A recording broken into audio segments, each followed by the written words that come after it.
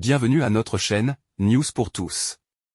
Voici la une d'aujourd'hui, Donald Trump accueilli en héros à la Convention nationale républicaine longuement ovationnée. Donald Trump, l'oreille bandée et semblant par moments émotifs, a fait une apparition surprise vers la fin de la première soirée de la Convention nationale républicaine, lundi, sa première présence publique depuis la tentative d'assassinat dont il a été la cible.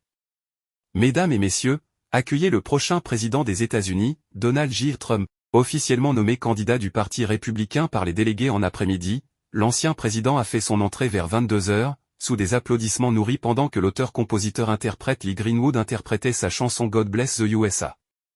Sa femme Melania, sa fille Ivanka et son plus jeune fils, Barron, étaient absents. Nous aimons Trump.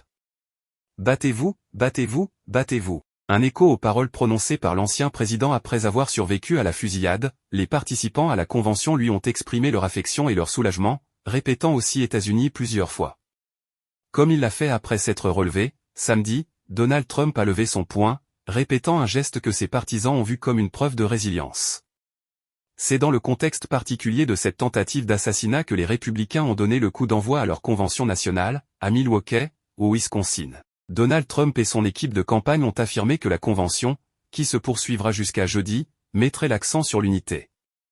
Dans leurs attaques contre le président Joe Biden, les orateurs de cette première soirée, dont certains, comme la représentante de la Georgie Marjorie Taylor Greene ou le lieutenant-gouverneur et candidat au poste de gouverneur de la Caroline du Nord Mark Robinson, sont abonnés aux déclarations incendiaires, ont modéré leur rhétorique, conformément aux souhaits exprimés par l'équipe de celui qui aspire à reconquérir la Maison-Blanche. Dans une entrevue accordée dimanche soir à un média conservateur, l'ex-président a indiqué qu'il avait modifié en profondeur le discours qu'il doit prononcer jeudi.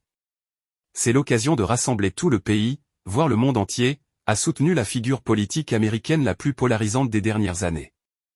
Il restera à voir quelle teneur prendra cette allocution présentée comme rassembleuse. C'est en insistant sur l'idée d'unité qu'il a réagi en matinée à la décision de la juge de Floride à la tête de son procès pour gestion négligente de documents confidentiels d'annuler le tout pour vice de procédure.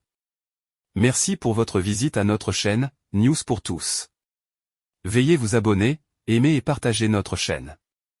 Merci, on se revoit à bientôt.